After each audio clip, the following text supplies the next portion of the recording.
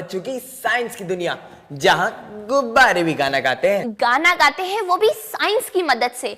हम आपको ये बताएंगे, लेकिन इससे पहले मुझे आपसे कुछ कहना है, इनफैक्ट कुछ पूछना है। पूछो, आज तो मैं भी एकदम तैयार हूँ। कौन है जिसके सिर भी तुम भी, रहता नहीं कभी अकेला, ना कीड़ा ना मकोड़ा, ना जानवर ना पंछी ना सांप ना बिच्छू, बूझो तो कौन है ये? एक क्लू मिलेगा? इस सिर और दुम वाले को केटू बहुत पसंद करती है। केटू को तो कितनी सारी चीजें पसंद है। केटू को बच्चे पसंद है, एक्सपेरिमेंट्स पसंद है, प्रश्न पसंद है, मॉडल पसंद है। तुम भी ना? इन्हीं में से एक है उसका आंसर।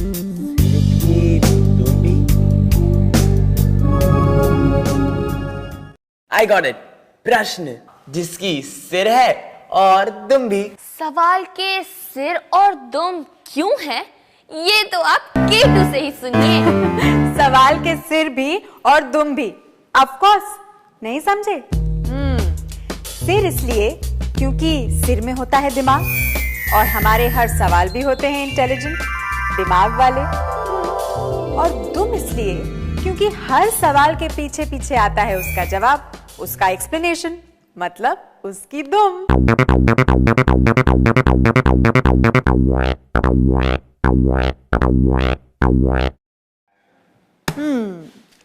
K3H2 का, यही तो कहते हैं अपने आप को, हर्ष और हेमा H2।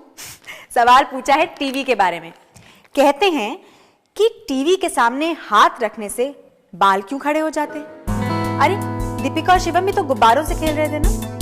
टीवी, बाल, गुब्बारे, सब कुछ ही तो जुड़ा है, देखिए।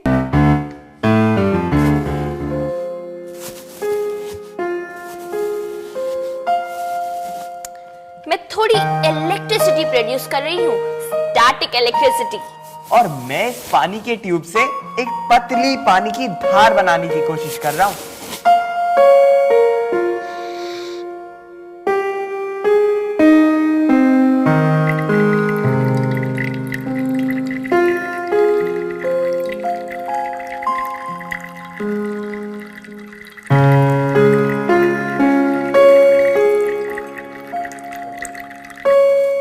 ये बन गई। दीपिका, अब जरा बलून पास लाना है इसके, और फिर देखिए साइंस का कमाल।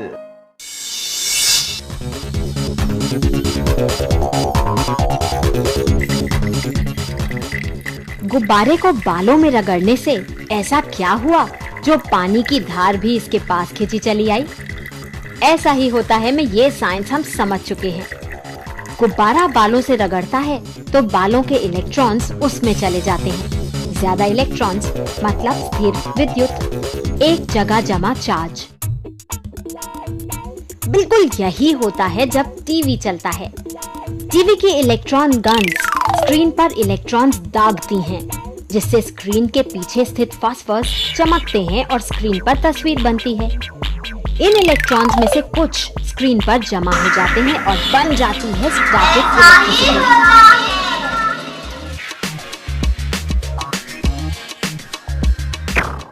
देखिए, थर्मोकोल की बीज तक को स्क्रीन ऊपर खींच लेता है।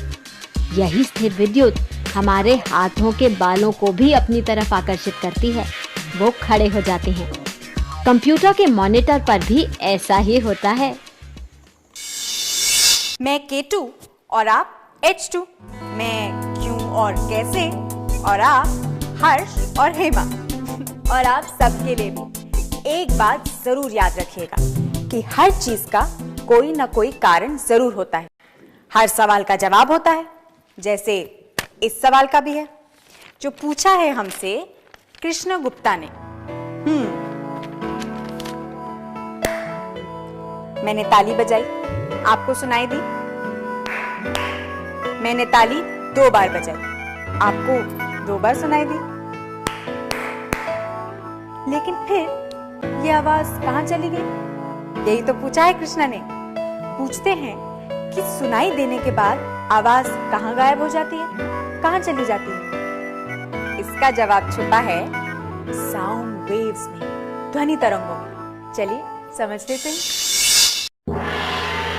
साउंड एक वाइब्रेशन, एक कंपन, मानो एक धक्का। ध्वनि माध्यम को धक्का देकर ही तो आगे बढ़ती है। जितनी जोर का धक्का उतनी अधिक ऊर्जा, उतनी जोर की आवाज। लेकिन यह धक्का जैसे जैसे दूर जाता है वो कमजोर होता है और आखिर में खत्म हो जाता है। तभी तो आवाज के सोर्स के जितने पास हमारा कान, उतनी जोर की आवाज। दीपिका और शिवम के अड्डे पर एक तस्वीर लगी है सर आइंस्टाइन की। कभी नोटिस की है? उसमें वो ऐसे जीभ चिढ़ा रहे हैं। कभी सोचा है किसको और क्यों चिढ़ा रहे हैं? शायद दीपिका और शिवम को भी इसका जवाब ना पता हो। आपको पता है? यही तो है मेरा K3 उन दोनों के लिए। तो देखते रहिए।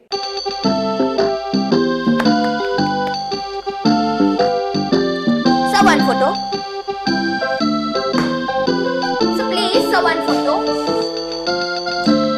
Sir, please, sir, one. So smile. बिल्कुल ऐसा ही हुआ था। सर आइंस्टाइन का बर्थडे था और प्रेस उनके पीछे पीछे लगा था। भाई इन सब चीजों से तंग आकर उन्होंने जीभ चिढ़ा दी।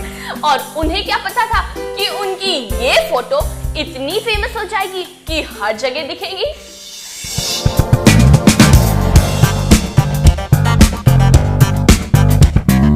सर एल्बर्ट आइंस्टाइन को 20वीं शताब्दी का सबसे महान साइंटिस्ट कहा जा सकता है। E = mc², theory of relativity के साथ उन्होंने दुनिया को बताया कि मैटर को, पदार्थ को ऊर्जा में बदला जा सकता है। सर आइंस्टाइन का जन्म जर्मनी में हुआ, लेकिन उन्हें तो एक वर्ल्ड सिटीजन माना जाता है। तभी तो इस वर्ष मतलब 2005 को पूरी दुनिया वर्ल्ड ईयर ऑफ फिजिक्स जैसे मना रही है। K2, हमारा जवाब सही है ना? बिल्कुल सही, वेरी गुड। वैसे काफी इंटरेस्टिंग कैरेक्टर थे सर आइंस्टाइन। चलो अब हम एक गेम खेलते हैं। K2 गेम, पर अगला K3? अगले K3 के जवाब में तो है ये गेम, गुदगुदी।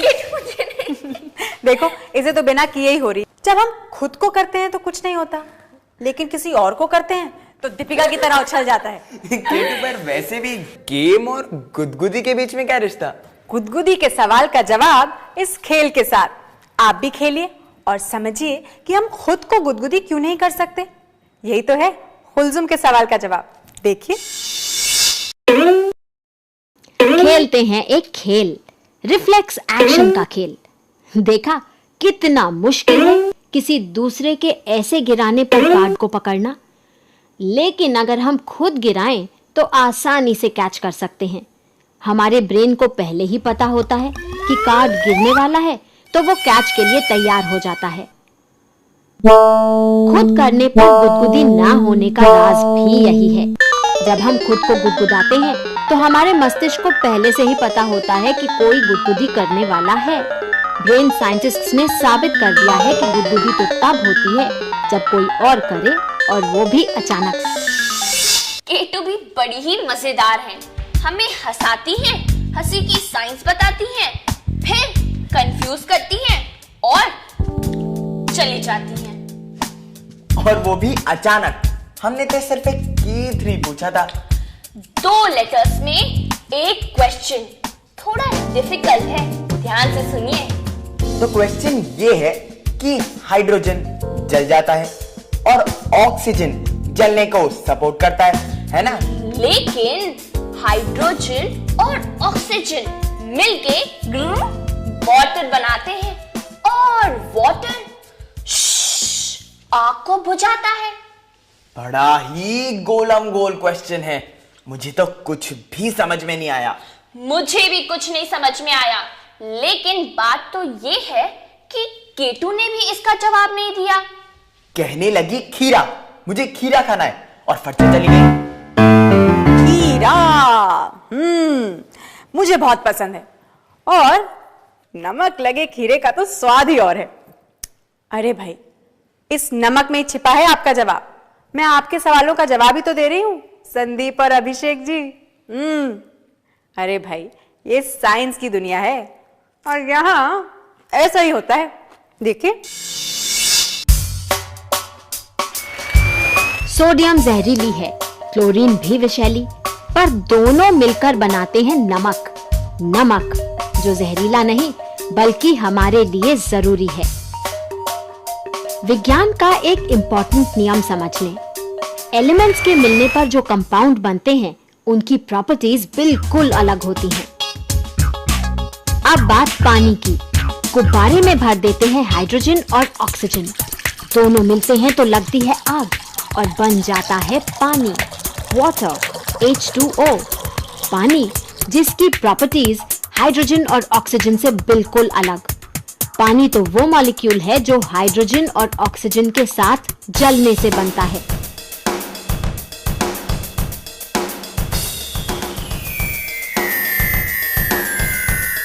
पानी की गर्मी सोखने की क्षमता बहुत ज्यादा है, इसीलिए वो आग बुझाता है।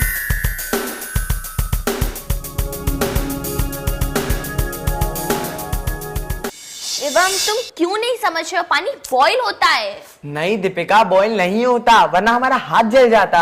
ऐसा कुछ नहीं है, पानी बॉईल होता है। क्या पोपो पानी कर रही हो? मैं कह रहा हूँ कि पानी बॉईल नहीं होता। याद है जब हम लोग नहीं दीपिका, नहीं समझने की कोशिश करो। अरे आप मत घबराइए, हम लड़ाई नहीं कर रहे, हम अपना दिमाग दौड़ा रहे हैं। हमें K3 का जवाब ढूंढ रहे हैं। सवाल वाटर साइकिल पर है। पृथ्वी की सतह पर से पानी हमेशा इवेपोरेट होता जाता है और वो हवा से मिल जाता है, पर भाप बनती है 100 डिग्री सेल्सियस पर, और वो तो पानी का बॉइलिंग पॉइंट है। तो क्या सच में नदी और समुंदर का पानी बॉइलिंग हॉट होता है? और हम झगड़ इसलिए रहे थे कि हमें समझ में नहीं आ रहा था कि हम इसका जवाब कैसे दें। हाँ, तो मैं क्या कह रहा था कि ऐसा नहीं हो सकता दीपिका। इन दोनों को यूं ही झगड़ने देते हैं। इस सवाल का जवाब मैं आपको देती हूँ। अब सवाल इतना इंटरेस्टिंग है तो जवाब भी थोड़ा इंटरेस्टिंग स्टाइल में देना पड़ेगा। ये भी तो वेपराइजेशन है। मेरी सांस का मॉइस्चर वेपर बन गया। तो वेपराइजेशन और बॉइलिंग में क्या अंतर है ये जानते हैं आप? देखिए। समुंदर का पानी अगर उबल रहा होता तो क्या ये मछुआरे उसमें खड़े हो पाते? क्या समुंदर के अंदर सभी जीव बॉईल नहीं हो जाते? पर सच है कि समुंदर का पानी इस वक्त भी भाप बन रहा है। वाष्पीकरण जो होती है सतह पर, इसमें पानी के हाई एनर्जी मॉलिक्यूल्स भाप बनकर हवा में मिल जाते हैं, लेकिन समुंदर का पानी उबल नहीं रहा होता। दूसरी तरफ बॉइलिंग या उबलना, ये एक बल्क प्रोसेस है जिसमें पूरे लिक्विड का तापमान बॉइलिंग पॉइंट पर है। केतली के सभी मॉलिक्यूल्स इस वक्त 100 डिग्री सेल्सियस पर भाप तेजी से बन रही है। सब तरफ बुलबुले उठ रहे हैं। एक फैक्ट याद रखें, पानी को आप कितना भी गर्म करें, वो 100 डिग्री सेल्सियस से ज्यादा गर्म नहीं हो सकता। K2 का तो कोई जवाब नहीं है। ऑफ कोर्स उनका जवाब है। इनफैक्ट उनके पास तो हर चीज का जवाब है। तुम्हें लगता है कि K2 को पता होगा कि कुत्ते की नाक ठंडी क्यों होती है? क्या ये कैसा क्वेश्चन है? बहुत अच्छा क्वेश्चन है। इसे भेजा है तनुश्री सेन ने जमशेदपुर से। तो चलो K2 से पूछते हैं कि क्या इसका भी कोई साइंटिफिक रीजन है? डॉगीज की नाकें ठंडी क्यों होती हैं? ठंडी और गीली। उनकी नाकों को इस अंदाज में कभी नहीं देखा होगा आपने। चलिए देखते हैं और सूंघ निकालते हैं इस K3 का जवाब। कुत्तों की नाक अजब है। गीली इसलिए क्योंकि नाक के अंदर है विशेष ग्रंथियां जो उसे लगातार गीला रखती हैं। ठंडी इसलिए क्योंकि नाक से लगातार इवेपोरेशन होती है। कुत्ते के स्वेट ग्लैंड्स सिर्फ पंजों में हैं, इसीलिए वो जीभ बाहर लटकाकर हाँफता है और नाक से भी गर्मी दूर भगाता है। गीली नाक ही सूंघने में मदद भी करती है।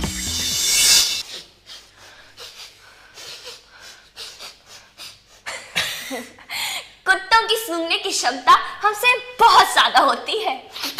बल्कि कुछ कुत्तों की ब्रीड्स तो ऐसी होती है जो हमसे 10,000 गुना ज्यादा बेहतर सूंघ सकते हैं। और हाथी तो कुत्तों के भी गुरु हैं। आपको तो पता ही है उनकी नाक कहाँ होती है।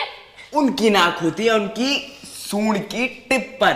इससे वो किलोमीटर्स तक की खुशबू ले सकते हैं। खुशबू और बदबू भी। दीपिका, भाई पोलार बेयर्स भी अपने सेंस ऑफ स्मेल के लिए बहुत मशहूर हैं। और पोलार बेयर्स को तो हम भूल ही गए। यही तो है हमारा K3, पोलार बेयर्स और वॉलरसेस। आई एम श्योर K2 को जरूर याद होगा। चूहे, हाथी, खरगोश, कुत्ते, बिल्ली, गाय, भैंस, डॉल्फिन, सील्स, वॉलरस और हम सब एक ही फैमिली के तो हैं, रिश्तेदार।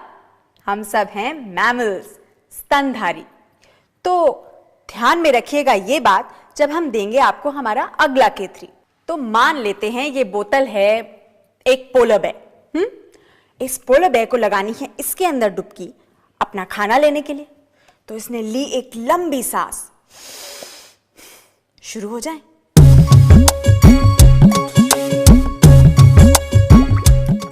अब अंदर जाकर ये छोड़ेगा अपनी सांस।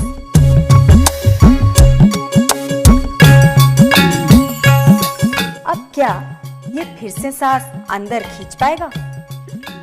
देखें।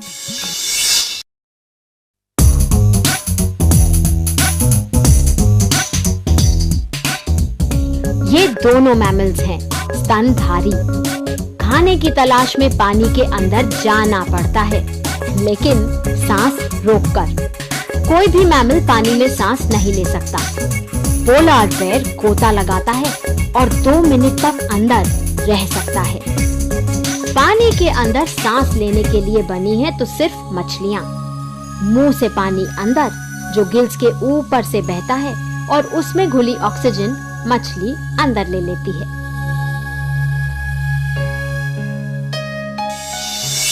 व्हेल्स पानी के अंदर सांस रोकने की चैंपियन है तो मैमल, लेकिन अपने आप को पानी के अंदर रहने के लिए अडैप्ट कर लिया है। टर्टल्स और सांप भी पानी के अंदर रहते हैं, लेकिन सांस लेने के लिए बाहर आना ही पड़ता है। बस याद रखना है तो सिर्फ ये कि मछलियां यानी फिशेस के अलावा कोई भी पानी में सांस नहीं ले सकता। इसे ट्राई भी ना कीजिए। सबसे मोटा, सबसे पतला, सबसे बड़ा, सबसे छोटा, सबसे तेज, सबसे धीमा। पहला, फर्स्ट एवर।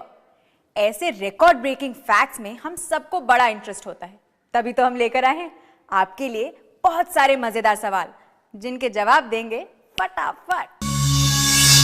दुनिया में पहला ग्लोब बनाने का श्रेय जाता है मार्टिन बीहेम को। बीहेम जर्मनी में मैप मेकर थे, नक्शे बनाना उनका काम। एलिमेंट्स में हाईएस्ट बॉइलिंग पॉइंट है टंगस्टन का, स्टैंडर्ड प्रेशर पर 5000 केल्विन से भी ज्यादा। पीरियोडिक टेबल में उसका पड़ोसी रीनियम भी उसकी टक्कर का है। इस हाईएस्ट बॉइलिंग पॉइंट के कारण टंगस्टन का इस्तेमाल बहुत सी चीजों में किया जाता है। पहली ईमेल भेजने का श्रेय जाता है इंजीनियर रे टॉमलिंसन को, वर्ष 1971। पहली इलेक्ट्रॉन मेल टॉमलिंसन ने खुद को भेजी, अगल बगल रखे एक कंप्यूटर से दूसरे को। टॉमलिंसन ने ही पहली बार @ सिंबल को यूज किया था। क्या आपको पता है कि पहले बटरफ्लाइज को फ्लटरबाइज कहते थे? फ्लटरबाइज, लेकिन अब हम आपको सिर्फ बाय कह सकते हैं। बस उतना सा ही टाइम बाकी है। लेकिन जाने से पहले जल्दी आपको बता देते हैं इस गुनगुनाते गुब्बारे का राज। हमने इस गुब्बारे के अंदर डाला था ये नट बोल्ट, और देखिए फिर ये गुब्बारा कैसे गुनगुनाता है। तो मिलते हैं अगले हफ्ते इसी दिन इसी समय। हम बच्चों की साइंस की दुनिया में ऐसा ही होता है। ऐसा ही होता है। ऐसा ही होता है।